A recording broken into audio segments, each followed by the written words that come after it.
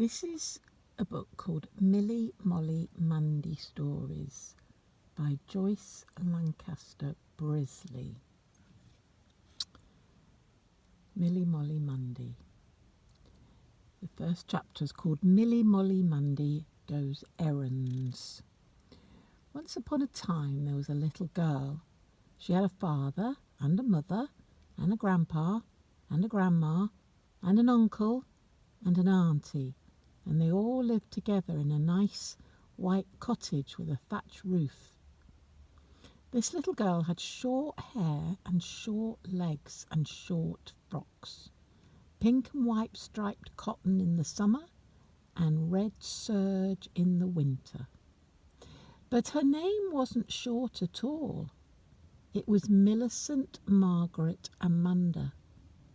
But father and mother and grandpa and grandma and uncle and auntie couldn't very well call out Millicent Margaret Amanda every time they wanted her, so they shortened it to Milly Molly Mandy, which is quite easy to say.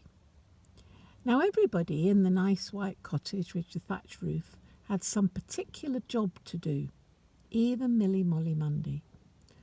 Father grew vegetables in the big garden by the cottage. Mother cooked the dinners and did the washing. Grandpa took the vegetables to market in his little pony cart, and Grandma knitted socks and mittens and nice warm woolies for them all. Uncle kept cows to give them milk and chickens to give them eggs.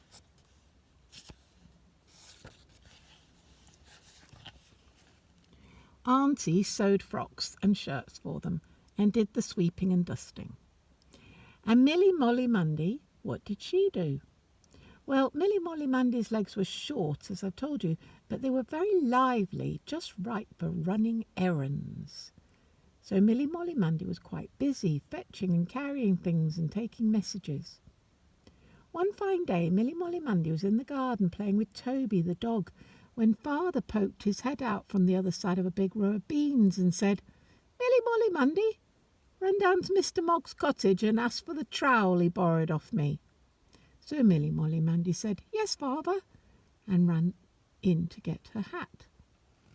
At the kitchen door was Mother with a basket of eggs in her hand, and when she saw Milly Molly Mandy, she said, "Milly Molly Mandy, run down to Mrs. Mogg's and give her these eggs. She's got visitors." So Milly Molly Mandy said, "Yes, Mother," and took the basket. "Trowel for Father, eggs for Mother," she thought to herself. And then Grandpa came up and said, "Milly Molly Mandy, please get me a ball of string from Miss Muggins's shop. Here's the penny."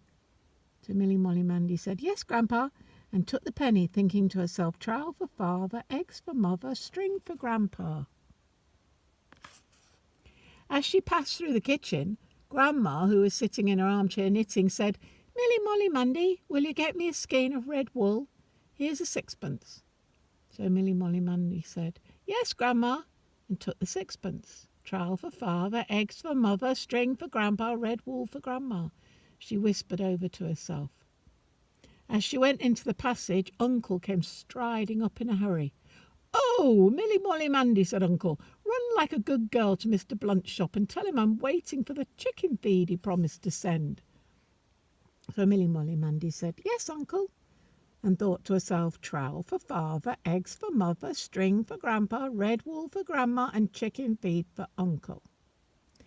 As she got her hat off the peg, Auntie called from the parlour where she was dusting, "Is that Milly Molly Mandy? Will you get me a packet of needles, dear? Here's a penny." So Milly Molly Mandy said, "Yes, Auntie," and took the penny, thinking to herself, trowel for Father, eggs for Mother, string for Grandpa, red wool for Grandma, chicken feed for Uncle, needles for Auntie, and I do hope there won't be anything more. But there was nothing else. So Milly Molly Mandy started out down the path. When she came to the gate, Toby the dog capered up, looking very excited at the thought of a walk. But Milly Molly Mandy eyed him solemnly and said, "Do I have to turn the pages?"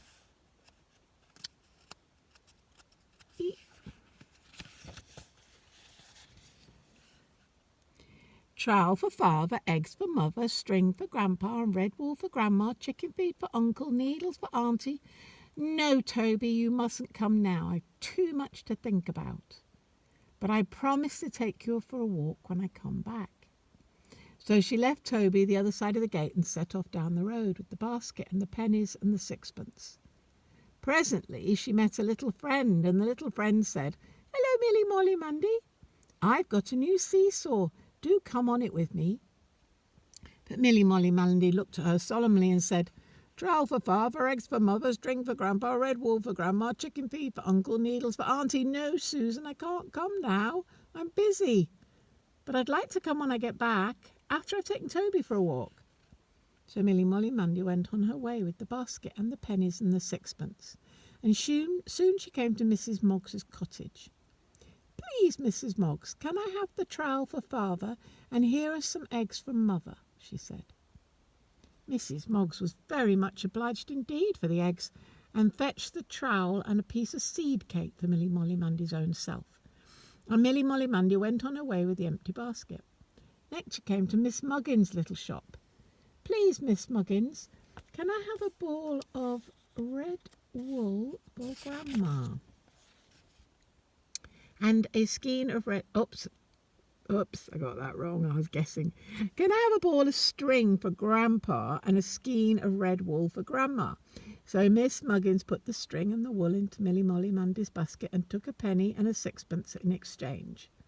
So that left Milly Molly Mandy with 1 penny, and Milly Molly Mandy couldn't remember what that penny was for. "Sweeties, perhaps," said Miss Muggins, glancing at the row of glass bottles on the shelf. But Milly Molly Mandy shook her head. "No," she said, "and it can't be chicken feed for Uncle, because that would be more than a penny, only I haven't got to pay for it." "It must be sweeties," said Miss Muggins. "No," said Molly Mandy, "but I'll remember soon. Good morning, Miss Muggins." So Milly Molly Mandy went on to Mr. Blunt's and gave him Uncle's message, and then she sat down on the doorstep and thought, what could that penny be for? And she couldn't remember. But she remembered one thing. "It's for Auntie," she thought, "and I love Auntie."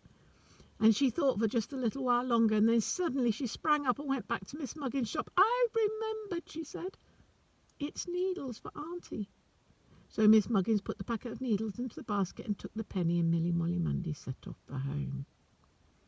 "That's a good little messenger to remember all those things," said Mother when she got there. They were just going to begin dinner. "I thought you were only going on my eggs." "She went for my trowel," said Father, "and my strings," said Grandpa, "and my wool," said Grandma, "and my chicken feed," said Uncle, "and my needles," said Auntie. And they all laughed. And Grandpa, feeling in his pocket, said, "Well, here's another errand for you. Go and get yourself some sweeties." So after dinner, Toby had a nice walk, and his mistress got some sweets. And then Milly Molly Mandy and little friend Susan had a lovely time on the seesaw, chatting and eating raspberry drops, and feeling very happy and contented indeed. Here's a picture of the whole family here. Let's see if I can get enough light on it.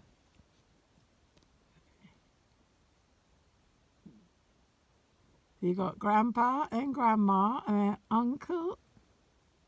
No, then Father, then Mother, and then Uncle, and then Auntie. And there's Milly Molly Mandy at the end. Can you see them all? Grandpa and Grandma, Father and Mother, Uncle and Auntie, and Milly Molly Mandy. Next chapter next time. Bye.